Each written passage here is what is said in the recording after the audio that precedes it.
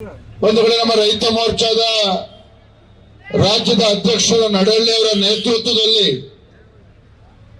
ರಾಜ್ಯಾದ್ಯಂತ ನಾವು ಈ ರೈತ ವಿರೋಧಿ ಕಾಂಗ್ರೆಸ್ ಸರ್ಕಾರದ ವಿರುದ್ಧ ಹೋರಾಟವನ್ನು ಮಾಡಬೇಕು ಅಂತೇಳಿ ತೀರ್ಮಾನವನ್ನು ಮಾಡಿದ್ವಿ.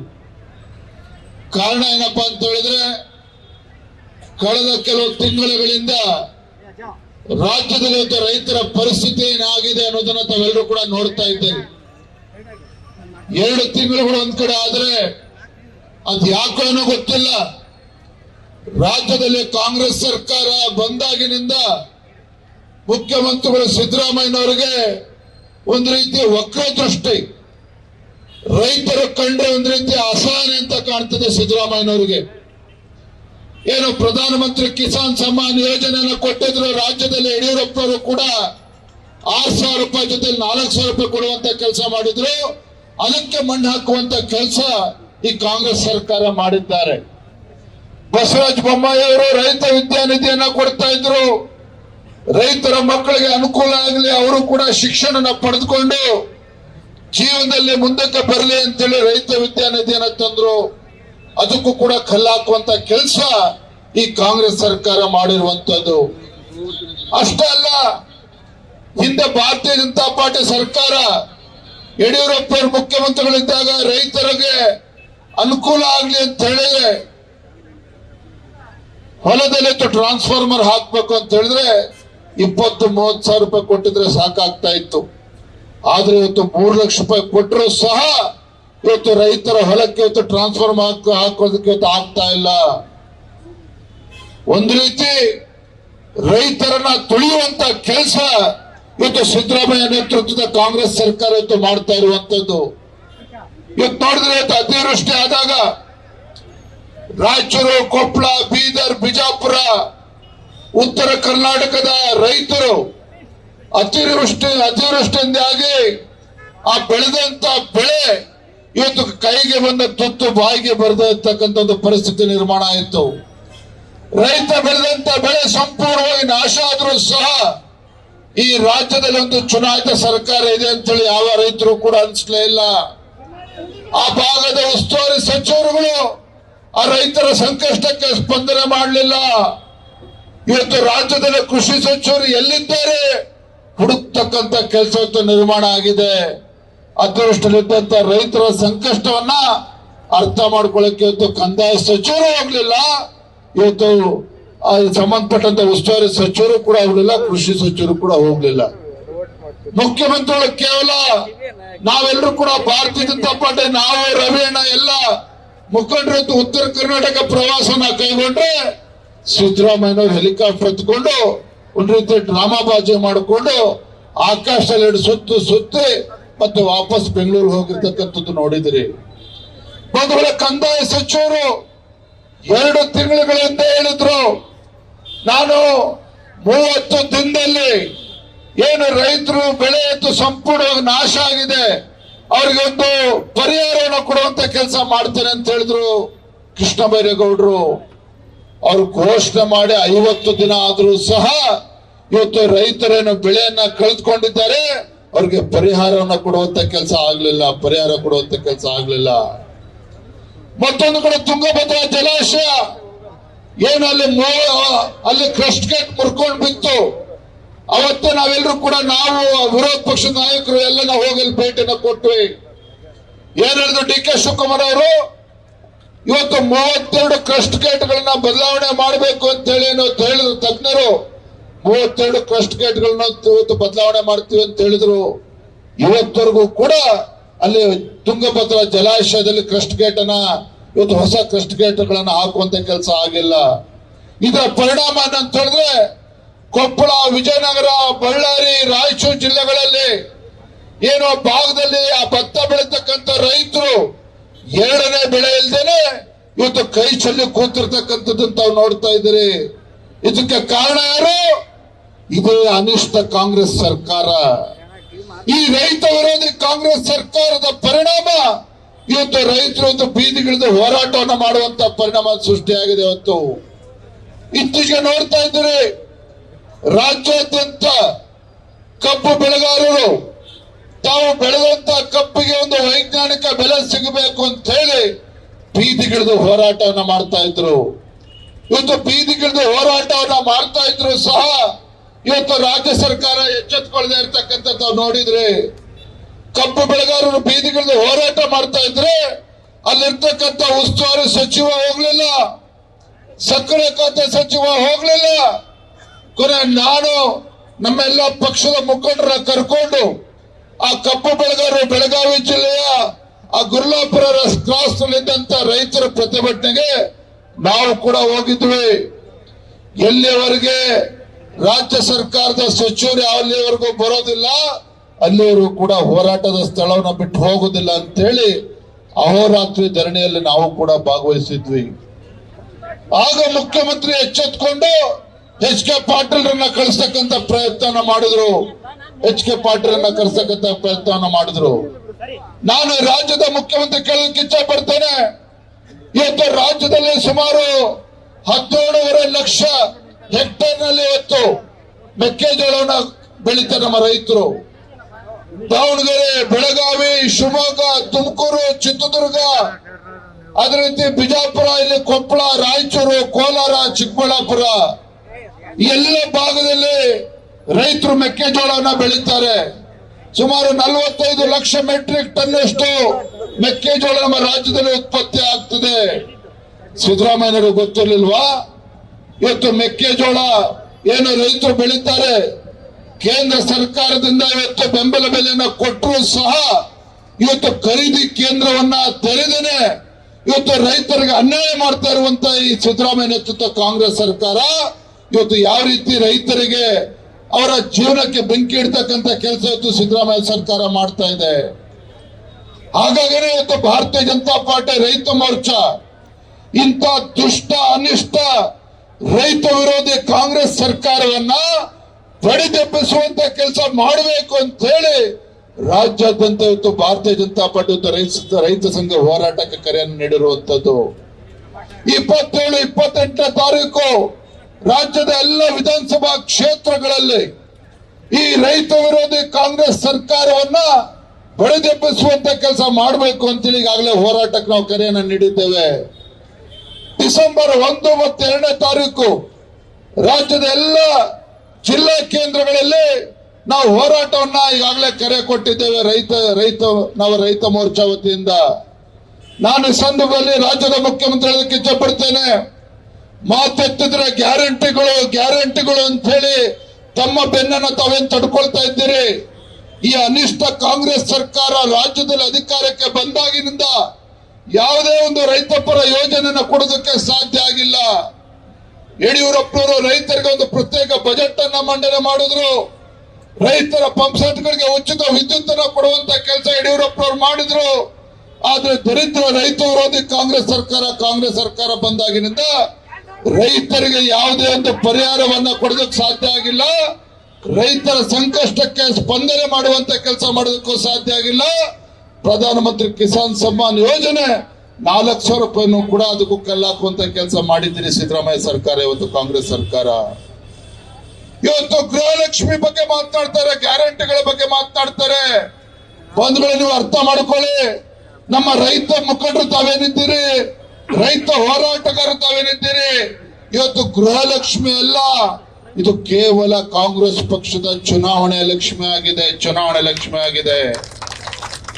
ಲೋಕಸಭಾ ಚುನಾವಣೆ ಬಂತು, ಅವತ್ತು ಅಕೌಂಟ್ಗೆ ದುಡ್ಡು ಹಾಕುವಂತ ಕೆಲಸ ಕಾಂಗ್ರೆಸ್ ಸರ್ಕಾರ ಮಾಡಿದ್ರು.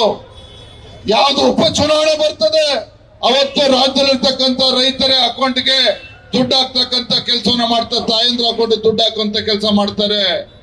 ಇವರು ಮಾಡ್ತಾ ಇರ್ತಕ್ಕಂಥ ಎಂತ 420 ಕೆಲಸ ಅಂತ ಹೇಳಿದ್ರೆ ಇದು ಗ್ಯಾರಂಟಿಗಳು ಅಂತಕ್ಕಂಥದ್ದು ಯೋಜನೆ ಅಲ್ಲ, ಕೇವಲ ಒಂದು ಚುನಾವಣೆ ಗಿಮಿಕ್ ಆಗಿ, ಚುನಾವಣೆ ಲಕ್ಷ್ಮಿಯಾಗಿ ಇವತ್ತು ಗ್ಯಾರಂಟಿಗಳನ್ನ ಬಳಸ್ಕೊಳ್ತಾ ಇದ್ದಾರೆ. ರಾಜ್ಯದಲ್ಲಿರ್ತಕ್ಕಂಥ ಬಡವರಿಗೆ, ರೈತರಿಗೆ ಇವತ್ತು ಅನ್ಯಾಯವನ್ನು ಇವತ್ತು ಮಾಡ್ತಾ ಇದ್ದಾರೆ ಸಿದ್ದರಾಮಯ್ಯ ನೇತೃತ್ವದ ಕಾಂಗ್ರೆಸ್ ಸರ್ಕಾರ. ಡಿಸೆಂಬರ್ 8ನೇ ತಾರೀಕಿಂದ ಬೆಳಗಾವಿನಲ್ಲಿ ಚಳಿಗಾಲದ ಅಧಿವೇಶನ ಪ್ರಾರಂಭ ಆಗ್ತದೆ. ಈ ರಾಜ್ಯದಲ್ಲಿರ್ತಕ್ಕಂಥ ರೈತರು, ಉತ್ತರ ಕರ್ನಾಟಕದ ಸಮಸ್ಯೆಗಳನ್ನು ಹಿಡ್ಕೊಂಡು ರೈತರು, ಬಡವರು ಇವತ್ತು ಬೆಳಗಾವಿಗೆ ಬಂದು ಹೋರಾಟ ಮಾಡಬೇಕು. ಬೆಳಗಾವಿಗೆ ಬಂದು ಈ ರಾಜ್ಯ ಸರ್ಕಾರದ ಕಿವಿ ಹಿಂಡುವಂತ ಕೆಲಸ ಮಾಡಬೇಕು ಅಂತೇಳಿ ಇವತ್ತು ಆ ಭಾಗದ ರೈತರು ಇವತ್ತು ಎದುರು ನೋಡ್ತಾ ಇದ್ದಾರೆ. ನಾನು ಇವತ್ತು ರಾಜ್ಯ ಸರ್ಕಾರಕ್ಕೆ, ಕಾಂಗ್ರೆಸ್ ಸರ್ಕಾರಕ್ಕೆ ಎಚ್ಚರಿಕೆಯನ್ನು ಕೊಡೋದಕ್ಕೆ ಇಚ್ಛೆ ಪಡ್ತೇನೆ. ಇವತ್ತು ನಮಗೆ ತಾತ್ಕಾಲಿಕ ಮುಖ್ಯಮಂತ್ರಿಗಳು ಬೇಡ. ಈ ರಾಜ್ಯಕ್ಕೆ ತಾತ್ಕಾಲಿಕ ಮುಖ್ಯಮಂತ್ರಿ ಆಗ್ಲಿ, ಹಂಗಾಮಿ ಮುಖ್ಯಮಂತ್ರಿ ಆಗ್ಲಿ ಅಲ್ಲ. ಬೆಳಗಾವಿಯ ಚಳಿಗಾಲದ ಅಧಿವೇಶನ ಪ್ರಾರಂಭ ಆಗುವ ಮುಂಚಿತವಾಗಿ ನೀವೇನು ಮುಖ್ಯಮಂತ್ರಿ ಕುರ್ಚಿಗೆ ಹಗ್ಗ ಜಗ್ಗಾಟ ಮಾಡ್ತಾ ಇದ್ದೀರಿ, ಮುಖ್ಯಮಂತ್ರಿ ಕುರ್ಚಿ ಕಸ್ಕೊಳ್ಳುವಂತ ಕೆಲಸ ಮಾಡ್ತಿದ್ದೀರಿ. ಈ ರಾಜ್ಯದ ಜನತೆಗೆ ಸಿದ್ದರಾಮಯ್ಯ ಮುಖ್ಯಮಂತ್ರಿ ಆಗಿ ಇರ್ತಾರೋ, ಇನ್ಯಾರು ಮುಖ್ಯಮಂತ್ರಿ ಆಗಿರ್ತಾರೋ ಅದ್ರ ಬಗ್ಗೆ ಆಸಕ್ತಿ ಇಲ್ಲ. ಆದ್ರೆ ಈ ರಾಜ್ಯದಲ್ಲಿರುವಂತಹ ರೈತರ ಜ್ವಲಂತ ಸಮಸ್ಯೆಗೆ ಸ್ಪಂದನೆ ಮಾಡುವಂತ ಮುಖ್ಯಮಂತ್ರಿ ಬೇಕು, ರಾಜ್ಯ ಸರ್ಕಾರ ಬೇಕು ಅಂತ ಹೇಳಿ ರಾಜ್ಯದ ರೈತರು ಅಪೇಕ್ಷೆಯನ್ನು ವ್ಯಕ್ತಪಡಿಸ್ತಾ ಇದ್ದಾರೆ. ಇವತ್ತು ಕಾಟಾಚಾರಕ್ಕೆ ಬೆಳಗಾವಿಯಲ್ಲಿ ಅಧಿವೇಶನ ಮಾಡಬೇಡಿ. ಯಾವ ಪುರುಷಾರ್ಥಕ್ಕೆ ಅಧಿವೇಶನ ಮಾಡಬೇಕು ಅಂತ ಹೊರಟಿದ್ದೀರಿ ಸಿದ್ದರಾಮಯ್ಯನವರೇ? ಚಳಿಗಾಲದ ಅಧಿವೇಶನ ಪ್ರಾರಂಭ ಆಗಬೇಕು ಅಂತ ಹೇಳಿದ್ರೆ, ಅಲ್ಲಿ ರೈತರ ಸಮಸ್ಯೆ ಚರ್ಚೆ ಆಗಬೇಕು ಅಂತ ಹೇಳಿದ್ರೆ, ಬೆಳಗಾವಿ ಅಧಿವೇಶನದಲ್ಲಿ ರೈತರ ಸಮಸ್ಯೆಗೆ, ಉತ್ತರ ಕರ್ನಾಟಕದ ಸಮಸ್ಯೆಗೆ ಉತ್ತರ ಸಿಗಬೇಕು ಅಂತ ಹೇಳಿದ್ರೆ, ಮಾನ್ಯ ಮುಖ್ಯಮಂತ್ರಿಗಳು, ಉಪಮುಖ್ಯಮಂತ್ರಿಗಳೇ, ಫಸ್ಟ್ ನಿಮ್ಮ ಸಮಸ್ಯೆಯನ್ನು ಇವತ್ತು ಬೆಂಗಳೂರಲ್ಲಿ ಬಗೆಹರಿಸ್ಕೊಳ್ತಿರೋ, ಡೆಲ್ಲಿಲಿ ಬಗೆಹರಿಸ್ಕೊಳ್ತಿರೋ ನೀವು ತೀರ್ಮಾನ ಮಾಡಿ. ಪಾಪ ಮಲ್ಲಿಕಾರ್ಜುನ್ ಖರ್ಗೆ ಮಾತನ್ನು ಕೇಳಿದ್ರೆ ಅಯ್ಯೋ ಅನಿಸ್ತದೆ. 50 ವರ್ಷಗಳಿಂದ ರಾಜಕಾರಣ ಮಾಡ್ತಾ ಇರತಕ್ಕಂತ ಮಲ್ಲಿಕಾರ್ಜುನ್ ಖರ್ಗೆ ಮೊನ್ನೆ ಅಸಹಾಯಕರಾಗಿ ಇವತ್ತು ಮಾತನಾಡಿದ್ದಾರೆ. ಇವತ್ತು ರಾಜ್ಯದ ಮುಖ್ಯಮಂತ್ರಿ ಭವಿಷ್ಯವನ್ನ ಯಾರು ತೀರ್ಮಾನ ಮಾಡ್ತಾರೆ? ರಾಜ್ಯದ ಜನ ಅಲ್ಲ, ಯಾವುದೋ ವಿದೇಶದಲ್ಲಿ ಕೂತಿರ್ತಕ್ಕಂತ ರಾಹುಲ್ ಗಾಂಧಿ ತೀರ್ಮಾನ ಮಾಡ್ತಾನೆ ರಾಜ್ಯದ ಮುಖ್ಯಮಂತ್ರಿ ಯಾರು ಇರಬೇಕು ಅಂತೇಳಿ. ನಾನು ಇವತ್ತು ಕಾಂಗ್ರೆಸ್ ಸರ್ಕಾರಕ್ಕೆ ಮತ್ತೊಮ್ಮೆ ಇವತ್ತು ಎಚ್ಚರಿಕೆಯನ್ನು ಕೊಡೋದಕ್ಕೆ ಇಚ್ಛೆ ಪಡ್ತೇನೆ. ಯಾವ ಸರ್ಕಾರ ರೈತರ ಹಿತಾಸಕ್ತಿನ ಕಾಪಾಡೋದಕ್ಕೆ ಸಾಧ್ಯ ಇಲ್ವೋ ಅಂತ ಸರ್ಕಾರವನ್ನ ಕಿತ್ತು ಒಗೆಯುವಂತ ಶಕ್ತಿ ಈ ರಾಜ್ಯದಲ್ಲಿರುವಂತ ರೈತರಿಗಿದೆ. ಯಾರು ರೈತರ ಕಣ್ಣೀರನ್ನ ಸುರಿಸ್ತಕ್ಕಂತ ಕೆಲಸ ಮಾಡ್ತಾರೆ ಅಂತ ಸರ್ಕಾರದ ಬುಡ ಸಮೇತ ಕಿತ್ತಾಕುವಂತ ಕೆಲಸ, ಆ ತಾಕತ್ತು, ಆ ಶಕ್ತಿ ಈ ನಾಡಿಗೆ 2 ತುತ್ತು ಅನ್ನ ಕೊಡ್ತಕ್ಕಂತ ರೈತನಿಗಿದೆ. ಅದನ್ನ ಯಾರು ಕೂಡ ಕಿತ್ಕೊಳ್ಳಕ್ಕೆ ಸಾಧ್ಯ ಇಲ್ಲ. ಹಾಗಾಗಿ ಮುಖ್ಯಮಂತ್ರಿ ಸಿದ್ದರಾಮಯ್ಯನವರೇ, ನೀವು ರಾಜ್ಯದ ಮುಖ್ಯಮಂತ್ರಿಗಳಾಗಿ ಎಷ್ಟು ದಿನ ಅಲ್ಲಿದ್ದೀರಿ ಅಂತಕ್ಕಂಥದ್ದು ಮುಖ್ಯ ಅಲ್ಲ, ಎಷ್ಟು ವರ್ಷಗಳ ಕಾಲ ಆ ಮುಖ್ಯಮಂತ್ರಿ ಕುರ್ಚಿಯಲ್ಲಿ ಕೂತು ದಾಖಲೆ ಮಾಡಿದ್ದೀರಿ ಅನ್ನೋದು ಮುಖ್ಯ ಅಲ್ಲ. ಇವತ್ತು ಆ ಮುಖ್ಯಮಂತ್ರಿ ಕುರ್ಚಿಯಲ್ಲಿ ಕೂತ್ಕೊಂಡು ಈ ನಾಡಿನ ರೈತರ ಕಣ್ಣೀರನ್ನು ಒರೆಸ್ತಕ್ಕಂತ ಕೆಲಸ ಮಾಡಿದ್ದೀರಾ, ಅದನ್ನ ಇವತ್ತು ಮುಖ್ಯಮಂತ್ರಿ ಸಿದ್ದರಾಮಯ್ಯ ಇವತ್ತು ಯೋಚನೆ ಮಾಡಬೇಕಾಗಿದೆ. ಹಾಗಾಗಿ ನಾನು ಇಷ್ಟ ಹೇಳ್ತಕ್ಕಂಥದ್ದು, ದಾವಣಗೆರೆಯಿಂದ ಇವತ್ತೇನು ನಮ್ಮ ರೈತ ಮೋರ್ಚಾ ಹೋರಾಟದ ಪ್ರಾರಂಭ ಆಗಿದೆ, ಇವತ್ತು ಸಾಂಕೇತಿಕವಾಗಿರ್ತಕ್ಕಂಥ ಹೋರಾಟ ಅಷ್ಟೇನೆ.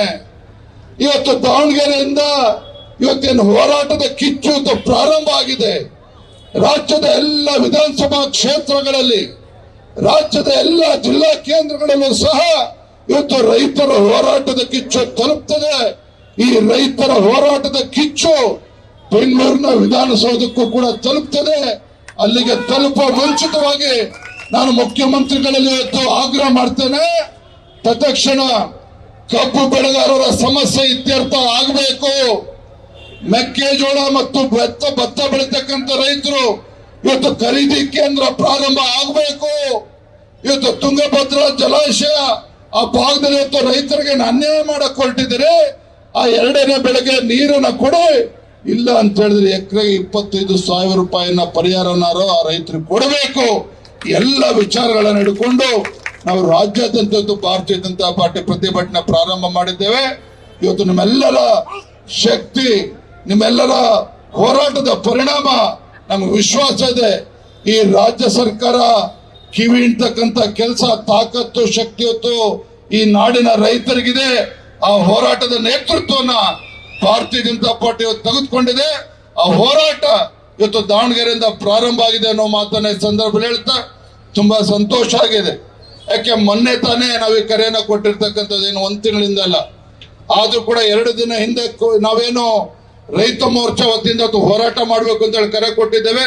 ತಾವೆಲ್ಲರೂ ಕೂಡ ನಮ್ಮ ಜಿಲ್ಲೆಯ ಅಧ್ಯಕ್ಷರು, ಜಿಲ್ಲೆಯ ರೈತ ಮೋರ್ಚಾ ಅಧ್ಯಕ್ಷರು, ನಮ್ಮೆಲ್ಲ ಮಾಜಿ ಶಾಸಕರುಗಳು, ಎಲ್ಲ ನಮ್ಮ ರೈತ ಮುಖಂಡರುಗಳು ತಾವೆಲ್ಲ ಕಾಳಜಿಯನ್ನು ವಹಿಸಿದ್ದು ಹೋರಾಟಕ್ಕೆ ಬಂದಿದ್ದೀರಿ.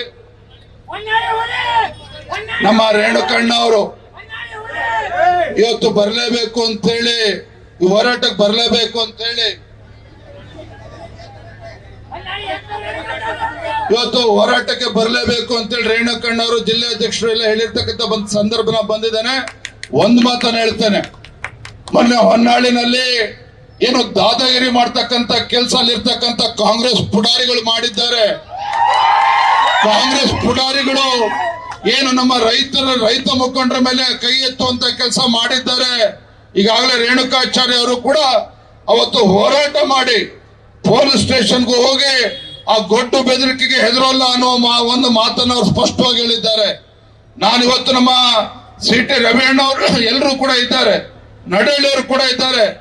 ಈ ದಾದಾಗಿರಿ ಗುಂಡಾಗಿರಿ ಇವನ್ನ ಬಹಳ ವರ್ಷಗಳಿಂದ ಯಡಿಯೂರಪ್ಪನವರು ಕೂಡ ಈ ಗುಂಡಾಗಿರಿಯನ್ನು ಎದುರಿಸ್ಕೊಂಡು ಬಂದಿದ್ದಾರೆ. ದಾವಣಗೆರೆ ಜಿಲ್ಲೆನಲ್ಲೂ ಕೂಡ ಈ ಗುಂಡಾಗಿರಿ ನಡೆಯೋದಕ್ಕೆ ಸಾಧ್ಯ ಇಲ್ಲ. ಗಂಡು ಮೆಟ್ಟಿದ ನಾಡು ದಾವಣಗೆರೆ. ಇಲ್ಲಿ ಇದೇ ರೀತಿ ದರ್ಪ ಅಧಿಕಾರ ಇದೆ ಅಂತ ಹೇಳಿ ನಮ್ಮ ಕಾರ್ಯಕರ್ತರ ಮೇಲಾಗ್ಲಿ ರೈತರ ಮೇಲಾಗ್ಲಿ ದೌಲತ್ತು ತೋರಿಸ್ತಕ್ಕಂತ ಕೆಲಸ ಮಾಡಿದ್ರೆ ಮುಖ್ಯಮಂತ್ರಿ ಬಂದ್ರು ಕೂಡ ನಿಮ್ಮನ್ನು ಕಾಪಾಡೋದಕ್ಕಾಗೋದಿಲ್ಲ. ಆ ರೀತಿ ನಾವು ಹೋರಾಟವನ್ನು ಮಾಡ್ತೇವೆ ಅನ್ನೋ ಮಾತನ್ನ ಸಂದರ್ಭ ಹೇಳ್ತಾ ಬಂದಿರ್ತಕ್ಕಂಥ ಎಲ್ಲರೂ ಕೂಡ ಒಂದಿಸಿ ನನ್ನ ಮಾತನ್ನು ಮುಗಿಸ್ತೇನೆ. ಪತ್ರಿಕಾ ಮಾಧ್ಯಮದ ಸ್ನೇಹಿತರು ಕೂಡ ಒಂದಿಸಿ ನನ್ನ ಮಾತನ್ನು ಮುಗಿಸ್ತಾ ಇದ್ದೇನೆ. ಬಲೋ ಭಾರತ್ ಮಾತಾ ಕಿ, ಬಲೋ ಭಾರತ್ ಮಾತಾ ಕಿ.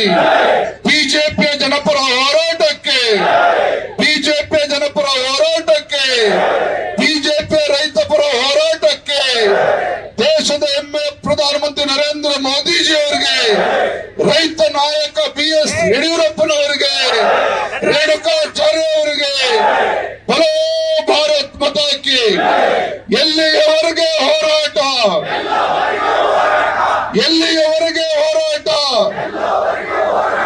ಬಿಜೆಪಿ ರೈತ ಪರ ಹೋರಾಟಕ್ಕೆ ಜಿಂದಾಬಾದ್ ಜಿಂದಾಬಾದ್, ಜಿಂದಾಬಾದ್ ಜಿಂದಾಬಾದ್. ನಮಸ್ಕಾರ. ನ್ಯೂಸ್ ಫಸ್ಟ್ ನಿರ್ಭೀತಿಯಿಂದ ನಿಮ್ಮ ಪರವಾಗಿ.